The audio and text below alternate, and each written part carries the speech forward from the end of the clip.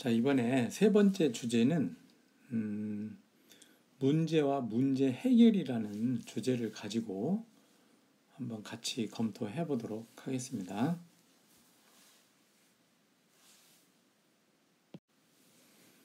자, 여기 보면 여러 가지 소주 주제들이 있어요.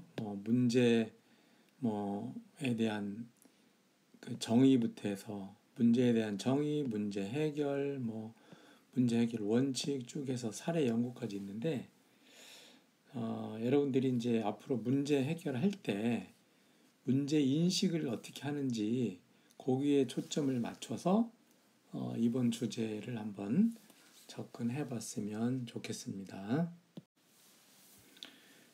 자, 그 문제 해결 과정에 대한 이해라고 되어 있는데, 한번 생각해 봅시다. 우리는 그 일상적인 생활을 하면서 그 굉장히 많은 문제들을 직면하고 있어요. 그죠? 그래서 많은 문제들을 직면하고 있는데, 그런 문제들을 어떻게 인식하고 어떻게 해결하는지를 한번 여러분들이 생각을 해보세요. 먼저 내 일상적인 문제들이 있을 거예요. 그죠? 여러 가지 고민도 있을 수 있고, 또는 어떤 목표를 달성할 그런 문제점이 있고, 또는 교우관계 문제점이 있을 수 있고, 또는 학습에 대한 문제가 있을 수 있고, 수많은 문제들이 존재를 해요. 근데 이거를 내가 어떻게 문제를 인식해서 해결하는지, 이번에 이제 문제를 접근하는 방법에 대해서 한번 하게 되는데, 자, 이런 문제들이 있을 때 여러분들은 어떻게 해결하는지, 또 자, 건양대학교가 직면한 문제, 대학에 있는 관계자라면 건양대학교에 직면한 문제, 예를 들어서 지금 이제 뭐 코로나19에 대한 대응을 어떻게 할 것인지, 그지? 그 다음에 뭐 학생들 학습력을, 이 상황에 학습력을 올려주기 위해서 어떻게 해야 될 것인지, 또는 학교에 재정을 확대하기 위해서 어떻게 하겠는지, 또는 학생들의 어떤 취업을 지원하기 위해서 어떻게, 이런 문제들이 있지. 우리나라에 직면한 문제 같으면 예를 들어서 부동산에 대한 현재 문제를 어떻게 할 것인지, 또 인구 감소에 대한 대책을 어떻게 할 것인지, 마찬가지로 코로나에 대한 대응을 어떻게 할 것인지, 굉장히 많은 문제들이 우리 주변에 있어요. 그리고 이런 문제들을 항상 우리가 원인을 분석하고, 이제 문제를 인식하고 원인을 분석하고 해결 방안을 도출해서 실천하는 그런 과정을 거치게 되는데, 자, 우리가 한번 이번 시간에 그런 문제들을 한번 같이 생각을 해보도록 합시다. 우리가 문제와 과제라는 정의를 지금 보고 있는데, 문제가 뭔지를 우리가 알기 위해서 하는 거예요. 여기서 뭐라 했냐면 문제는 목표와 현상의 갭이라고 그랬어. 자, 밑에 그림 보면 문제는 무엇이냐? 목표가 있어, 목표. 목표는 어떻게 되면 좋은가? 내가 기대하는 수준이야. 그지? 현상은 지금 실제 모습이라. 그럼 예를 들어서 여러분들이 내가 1학기 때 목표가 성적을 4.0 맞는 게 목표였어. 그럼 이게 목표야, 4.0이. 그런데 실제로 3.5를 받았어. 그럼 이건 이제 현상이야, 실제 모습이야. 그러면 문제는 뭐야? 내가 목표한 건 4.0인데 3.5니까 요 사이, 이거를 달성하지 못한 요 갭의 차 얼마야? 1.5라는 것이 문제가 되는 거야. 지금 1.5의 갭이 있잖아. 요게 0.5네. 0.5에 대한 갭이 결국 문제가 되는 거예요. 그래서 또 이제 과제란 무엇이냐 했잖아. 과제는 본인이 반드시 해결해야 된다고 인식하는 문제야. 문제에서는 달성을 못했잖아. 0.5를 달성 못했어. 그러면 과제는 뭐냐면 성적 0.5 올리기지. 그지? 요게 과제가 되는 거예요. 그래서 여기 그 문제로부터 과제를 도출하는 게라서 문제가 뭐고 과제가 뭔지를 확실히 해야 돼. 그래서 문제는 목표와 내가 생각했던 목표와 현재의 차이다, 갭이다. 그리고 과제는 그거를 해결해야 한다고 한 인식이다. 인식한 문제다. 0점 올리기다. 이게 이제 과제다. 우리 이제 과제를 해결하면 뭐가 돼? 목표를 달성하게 되는 거지. 그래서 문제와 과제의 정의를 한번 살펴봤죠. 자, 그런데 문제 유형이라 했어. 문제도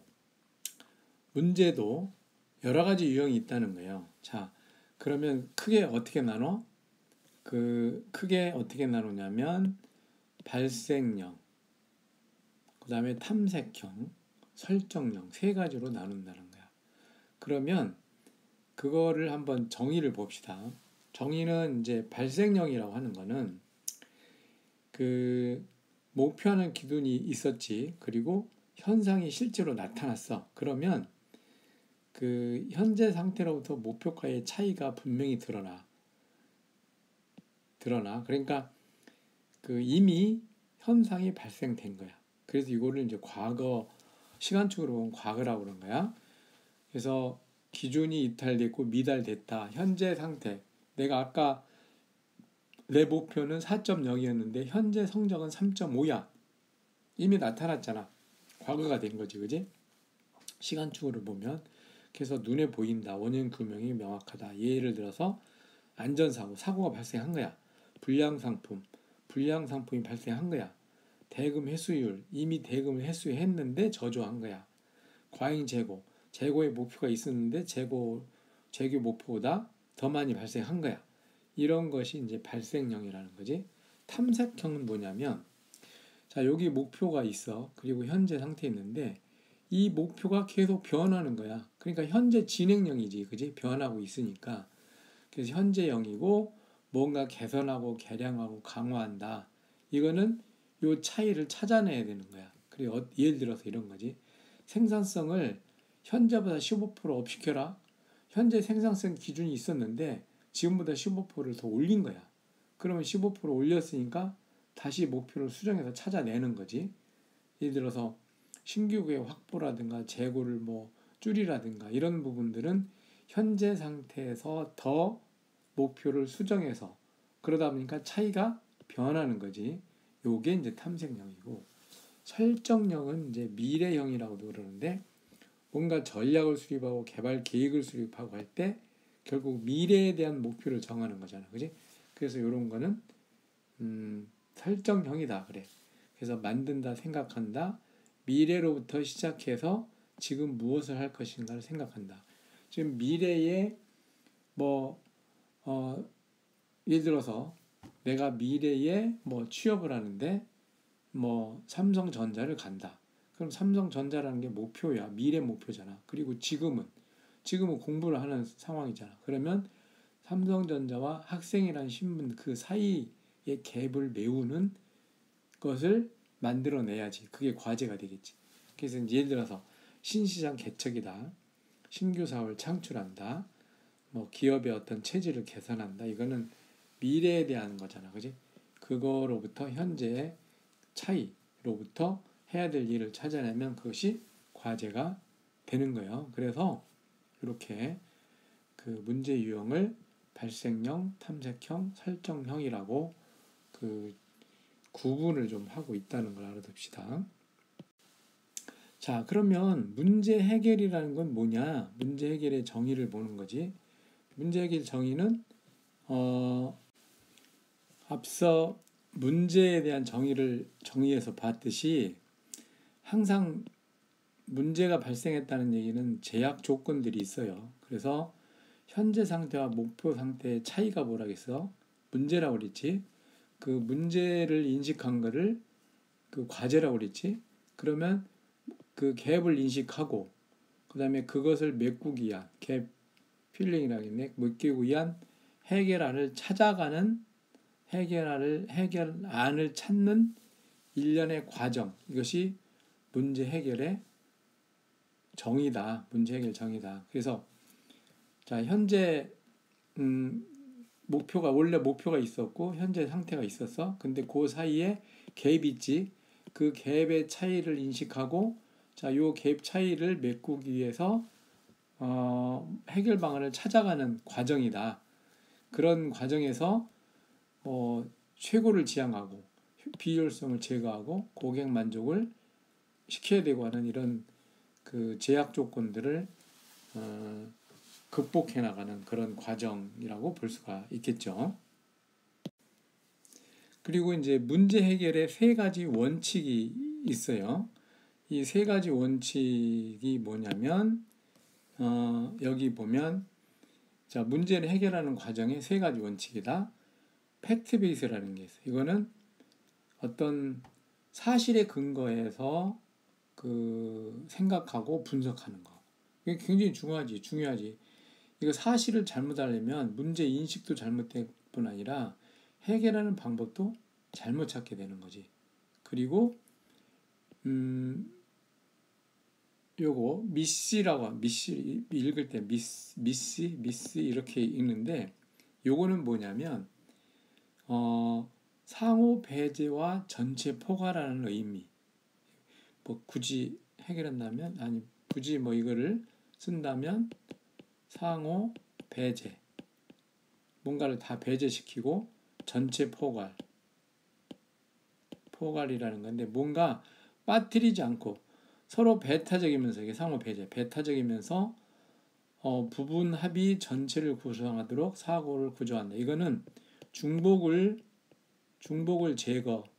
제거해 주는 데 목적이 있어요. 그러니까 뭐든지 빠짐없이 중복을 제거하고 뭔가를 찾아내는 거야. 빠짐없이 찾아내는 거. 요게 이제 맥킨지라는 컨설팅 회사가 고안한 해결 툴이야. 문제 해결하는 툴인데 그 M은 뭐 뮤추얼리티 뭐 배제한다 이거지. 뮤추얼리티 익스클루시브 배타적 그런 거지. 그다음에 콜렉티블리 이거는 익조스티브 해서 전체를 포괄하는 그런 의미인데 이거는 우리가 별도로 한 시간을 다루니까 그때 가서 하기로 하고 이렇게 서로 요거는 중복을 제거하면서 빠짐없이 다 찾아내는 방법이야. 또 하나는 이제 가설지향이라 해서 그 가설지향이 먼저 해결책을 세워 이렇게 되면 된다라는 해결책을 내놓고 거기에 따라서 이제 해결을 해주면 되잖아. 그래서 요 세 가지 원칙이 기본 원칙이다라고 얘기를 하고 있어요. 그리고 문제 해결하는 방법에는 세 가지로 이제 크게 분류해요. 세 가지가 뭐냐면 먼저 직관적인 문제 해결, 두 번째 계획적인 문제 해결, 세 번째 분석적 문제 해결. 이 직관적이라는 거는 아마도 그동안에 뭐 예를 들어서 경험이 많은 사람들, 그지? 경험이 많은 사람은 직관이 있어요. 그 많은 문제를 해결한 사람들은 요거는 이렇게 하면 돼라는 어떤 인사이트를 이미 가지고 있는 거야. 경험이 많은 사람들이지. 이제 뭐 회사가 뭐 고참들이지. 그런 직관적 문제 해결 방법이 있다. 그 다음에 두 번째는 계획적인 문제 해결. 이거는 문제 해결하는 매뉴얼이 있어. 매뉴얼이 있어. 왜 뭐 매뉴얼이 있느냐 없냐 그런 얘기지. 어떤 상황이 터지면 그 예를 들어서 감염병 대응하는 매뉴얼 이런 것들이 이제 계획적인 문제 해결이라는 거지. 그동안에 그 겪은 경험 이런 거를 문서로 만들어서 이미 가지고 있다가 유사한 문제가 발생하면 요 매뉴얼을 적용해서 해결을 해나가는 방법. 요것이 이제 계획적인 문제 해결이야. 분석적 해결 방법은 여기 막 원인들이 굉장히 많이 나오고 이것들이 상호 복합적으로 막 연결이 돼가지고 문제 해결을 굉장히 복잡하게 만드는 경우, 원인과 원인이 서로 연결되고 뭐 복잡해. 그러면 이것도 원인들을 다 분석해서 새로운 대안들을 만들고 이걸 종합해서 해결해 나가는 과정. 요것들이야. 그래서 굉장히 복잡한 문제 해결할 때는 분석적인 문제 해결로 접근을 하는 것이 바람직하다고 할 수 있겠죠. 그 다음에 이제 문제 해결 과정인데, 일반적으로 문제 해결할 때 어떻게 돼? 문제가 있잖아. 근데 문제가 있으면 이거를 생각을 하잖아. 예를 들어서 논리적인 사고를 해서 생각을 하지. 문제와 현황을. 그러면 뭐가 밝혀져? 원인이 밝혀지는 거야. 원인 1, 원인 2, 원인 3이 나오잖아. 원인이 나오면 어떻게 돼? 그러면 이 원인을 치유해주는 대안들이 나오지. 대안 1, 뭐 대안 6까지 쭉 나와. 그럼 이 대안들이 결국 해결해야 될 과제가 되는데, 그럼 이것들은 어떻게 돼? 우선순위가 있겠지? 우선순위, 그지? 우선순위화, 여기 프라이오리티제이션, 우선순위화를 하겠지? 그래서 우선순위화서 순서를 요거 1번이야, 요거 2번이야, 요거 3번이야, 4번이야, 5번이야, 6번이야. 또는 1번과 2번은 동시에 하는 거야. 뭐 이렇게 우선순위를 정하는 거야. 그리고 이제 솔루션에 가지고 결론에 도달하는 거지. 요게 이제 일반적으로 문제 해결하는 건데, 이게 문제 해결력은 문제 분석부터 쭉 해결하는 거고, 의사결정은 이제 대안에 대해서 선택해서 해결해야 되는 게 이제 의사결정 부분이고, 이렇게 이해를 합시다. 자, 문제 해결의 프레임워크야. 이제 문제 해결의 어떤 틀이라는 거지. 왜 이 틀을 생각해? 체계적으로 문제를 해결하기 위해서 이 틀들을 생각하는 거예요. 그냥 막 하는 것보다는, 그지? 그래서 여기 보면 문제 해결 프레임워크로 제시한 것이 뭐냐면, 문제 해결의 원칙을 제시해야 된다. 논리적인 사고와 기술, 분석, 논리적인 사고와 분석, 창의적인 사고와 뭐 기술, 종합, 이런 거지. 결국 이것이 지식과 경험, 그리고 문제 해결하고자 하는 마인드, 이런 것들, 이런 틀을 가지고 하는데, 앞으로 이제 요거를 하기 위한 툴들을 우리가 많이 배우게 되는 거지. 그래서 이제 잘 문제 해결할 수 있다.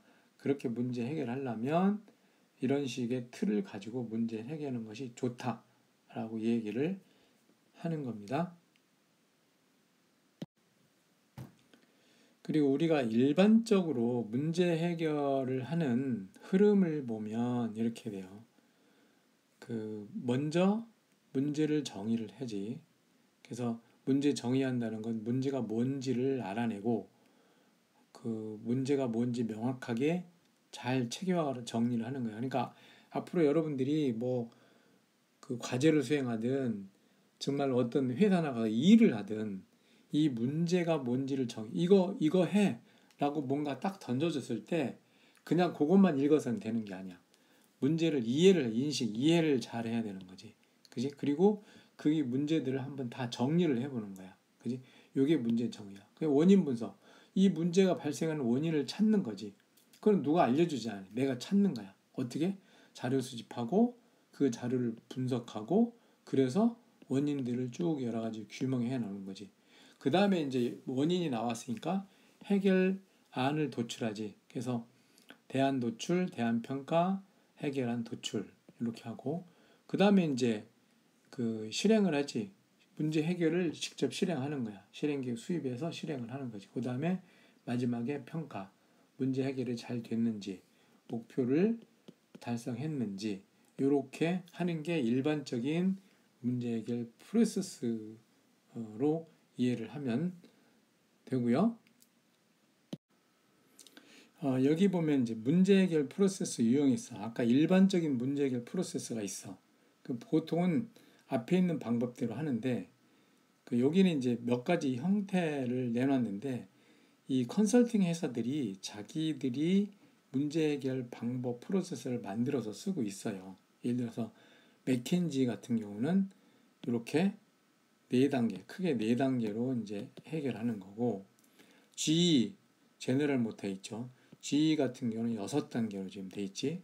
그 다음에 SM 7단계로 돼 있어. 근데 대개 보면 다 앞에 있는 그 프로세서와 유사한 거를 볼 수 있고, 물론 나름대로 사용하는 툴들이 있으니까, 예를 들면 이거네, 맥켄지는 뭐 로직 트리 팩트 검증을 많이 사용하는 거야. 그리고 G는 문제 해결 툴들이 한 60개가 있다는 거고, 3M은 15개가 있다는 거야. 자, 이런 식으로 나름대로 형태가 몇 개 가지가 있다. 그런 겁니다. 그래서 이제 여기에 문제 해결에 대한 종합적인 아키텍처를 지금 여기다가 표시를 해주겠네. 그래서 여기 그림에 맨 오른쪽부터 한번 봅시다. 맨 오른쪽에 보면, 자, 여기 오른쪽에 보면, 퍼서널 어빌리티라고 해서, 이제 개인의 역량이, 문제 해결에 있어서 개인의 역량이 이제 중요하게 되는데, 이런 것들이야. 자, 문제 해결에 대한 개인적인 자세와 능력이 중요하다. 예를 들면, 포지티브 마인드. 뭔가 좀 긍정적인 생각을 하고 있어야 돼. 예를 들어, 문제가 있을 때, 이거 안 돼 보다는, 이거 해결할 수 있어. 이렇게 접근하는 자세가 중요해. 예를 들어서, 부정적인 사람은 문제가 발생하면, 요거는 뭐 예산이 없어서 사람이 없어도 못해. 불가능해. 이렇게 나오지만, 긍정적인 생각은, 예산이 부족한데 예산을 어디서 갖다 오지? 갖다 쓰지? 그 예산을 한번 찾아볼까? 사람 없는데 우리 부서에서 한 명씩 차출해서 좀 양해를 구해서 하면 안 될까? 이런 식으로 방법을 찾아가는 거야. 그리고 해결책을 받는 거지. 그 다음에 이제 경험. 뭐 경험은 한순간에 일어나는 건 아니지. 그렇지만 사실 긍정적인 마인드를 가지고 있으면 문제 해결하는데 굉장히 많이 참여할 수가 있어요. 거기서 자기 경험이 쌓이지. 그 경험으로 이제 문제 해결 역량이 또 생기는 거야. 그리고 지식. 그 문제에 관련된 분야의 지식. 이것도 결국은 문제 해결을 많이 해보면 공부를 많이 할 수밖에 없어. 그러다 보면 지식이 늘어나는 거지. 그래서 이러한 그 개인에 대한 자세나 능력이 좀 중요하다. 그리고 이제 이러고 할 때 기본적인 원칙은 아까 세 가지 얘기했지. 팩트 베이스, 미시, 가설지향 뭐 이런 거 있잖아. 이런 걸 바탕으로 해서 이제 해결하는 거예요. 그렇게 되면 이제 이게 베이직 룰이라는 게 이거야. 이걸 개인의 그런 역량과 기본적인 이 툴들을 가지고 이제 해결을 해 나간다는 얘기지. 그래서 이제 한 단계 더 가면 베이직 툴 해가지고 또 툴들이 있어요. 뭐 3C, FAW, SWOT, 7S 이런 것들이 있는데 이거 우리 일부 또 시간별로 하는 거니까. 그 다음에 이제 여기도 스킬들이 있어요. 로직 트리. 스킬은 실제로 뭐 해봐야 되는 거 이거 다. 브레인스토밍, 이슈 애널리시스. 자, 로직 트리, 브레인스토밍 이거 실제로 우리가 또 배우게 되니까 이런 툴과 스킬을 가지고 이제 하는데 어떤 절차로 하냐면 먼저 1번은 프로블럼 디파인 스트럭처링이잖아요. 그러니까 문제를 정의하고 잘 정리를 한다고 그랬지. 그게 1번이야. 두 번째는 데이터를 자료를 수집해서 이제 분석을 해야지. 세 번째는 원인을 명확하게 정의를 해야 되지. 네 번째는 해결 방안을 이제 찾아내는 거지. 다섯 번째는 이거를 실행을 해서 결국 해결을 해 나가는 거야. 문제 발생. 이런 과정을 하는 거고, 이런 과정에 이런 툴들을 사용하는 거고, 개인의 역량이고. 그래서 이게 여러분들이 뭐 학교에서든 직장에 나와서든 이런 거를 알면 문제 해결하는데 거침없이 접근할 수 있을 겁니다. 자, 이번에는 사례 연구라서 이제 직접 해봐야 되는 건데 이제 각자 있으니까 직접 해보기 어렵고 그냥 여기 있는 자료 가지고 한번 봅시다. 자, 지금 상황이야, 상황. 이게 현상이야. 어떤 사람이 오랜만에 반가운 친구를 만나서 술을 한잔하고 집에 돌아가기 위해 차를 몰았어. 근데 집에 가는 도중에 갑자기 폭설이 내려서 길이 미끄러졌고 마침내 움푹 패인 도로를 피하려다가 그만 사고를 내고 병원에 실려갔어. 무엇이 문제일까요? 자, 이건 뭐냐면 문제를 정의하는 거야. 문제 정의. 우리가 앞에서 문제가 뭐라 이제 문제 정의할 때 뭐와 뭐의 갭 뭐 이런 식으로 했잖아. 그러면 이제 이 문제를 이해를 해야 되는 거지. 문제를 분석을 해야 되는 거지. 그지? 그래야 이 상황에서 목표가 뭐고 현실이 뭔지 그 사이에 갭이 뭔지를 잡아내잖아. 근데 내가 지금 이렇게 얘기하니까 그렇지 여러분들한테 이 주제를 던져주고 문제가 뭡니까? 했을 때 실제로 쉽게 문제를 찾아낼 수가 없을 거예요. 그러나 이제 우리가 이 문제를 찾아내는 방식을 알았으니까 여러분들이 이제 문제를 끄집어낼 수가 있는 겁니다. 자, 이렇게 정리가 됐어요. 자, 자, 봐. 문제를 먼저 정의해야 되잖아. 그지? 그러면 문제가 뭐냐를 찾았기 위해서 목표가 뭐야? 먼저 이제 그 목표를 알아야 되잖아. 목표, 그지? 목표가 뭐야? 집에 도착하는 거였잖아. 무사히 집에 도착하는 게 목표였어. 현실은 뭐야? 현실은 병원에 지금 실려가요. 병원에 있잖아. 현실은. 그러면 무사히 집에 도착 못하고 사고가 발생해서 병원을 실려간 거야. 이게 갭이야. 이게 갭. 그러면 여기서 이제 그 원인을 분석해야지. 그리고 과제를 도출하는 거지. 과제 도출. 원인을 분석해서 과제를 도출하는 거야. 근데 그러려면 원인부터 분석을 해야지. 이게 과제겠네. 자, 원인 보니까 음주운전이다. 음주운전이었는지 도로 결빙이었는지 운전 미숙이었는지 도로 불량이었는지 원인들을 다 집에 못 갔다면 음주운전했어? 아니야. 도로 결빙이야? 오케이. 운전 미숙이야? 글쎄 뭐 도로 불량이야? 뭐 이렇게 찾아내잖아.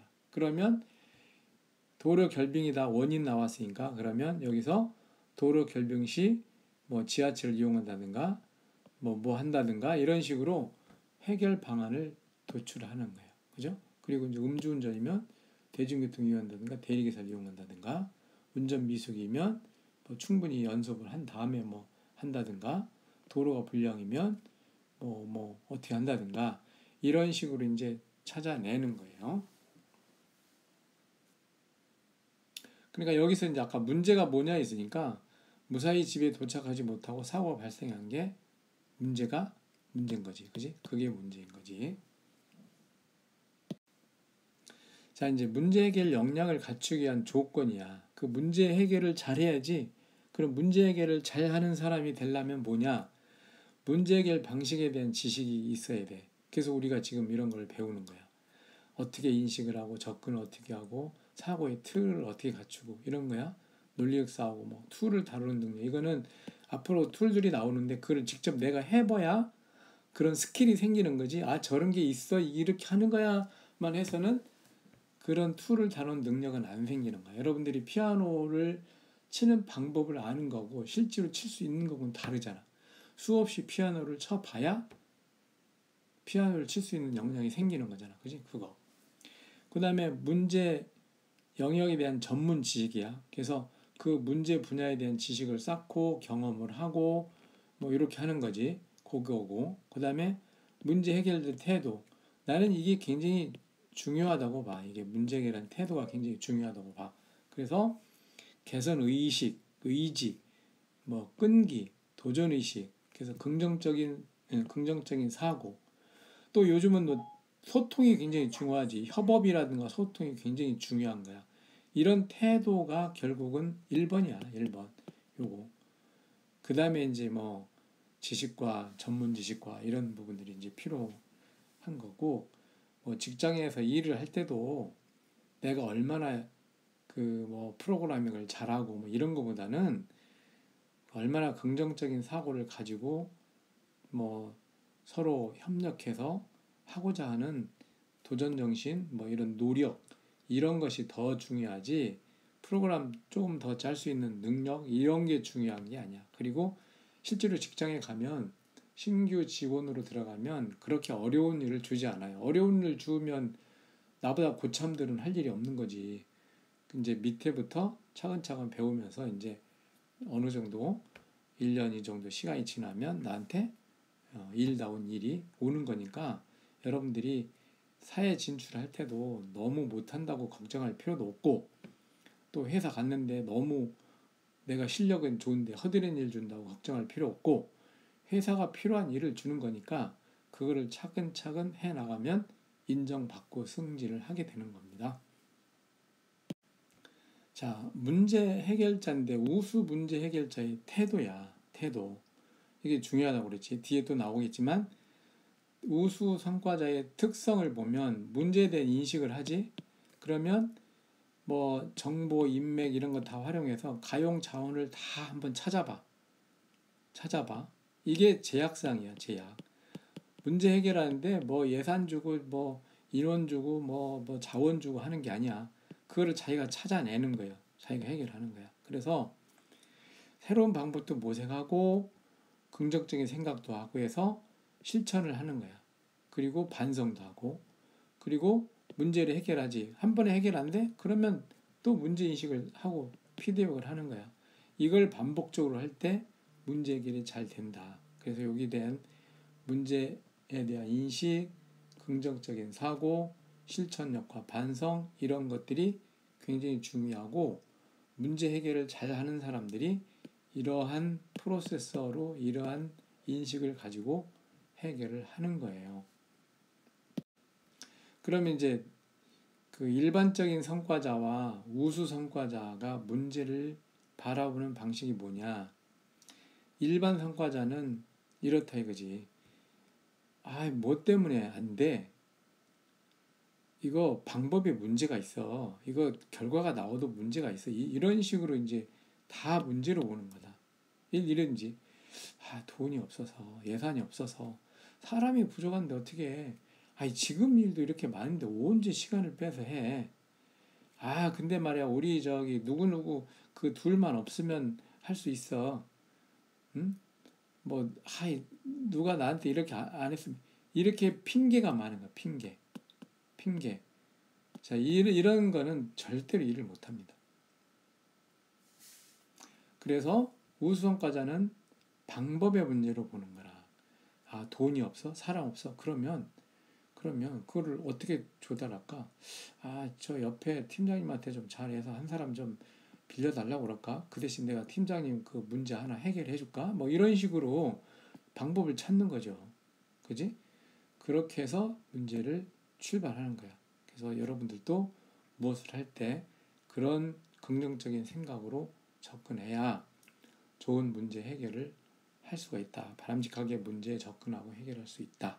그거를 말하는 겁니다.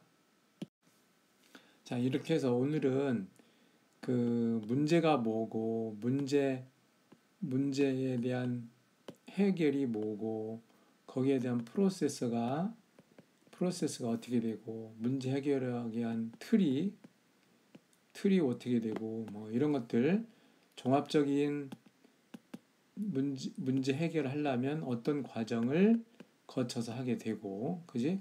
그 다음에 그 실제로 개인의 능력이 중요한데, 문제 해결자, 우수 문제 해결자의 어떤 태도라든가 지식이라든가 뭐 이런 부분들에 대해서 해봤어요. 그렇기 때문에 이제 구체적으로 이 다음부터는 툴에 대해서 하는 거예요. 툴에 대해서 하지만 지금은 전반적으로 이런 지식과 이런 틀로 문제를 해결한다는 것을 이해를 했으면 되는 겁니다. 자, 여러분 수고했어요.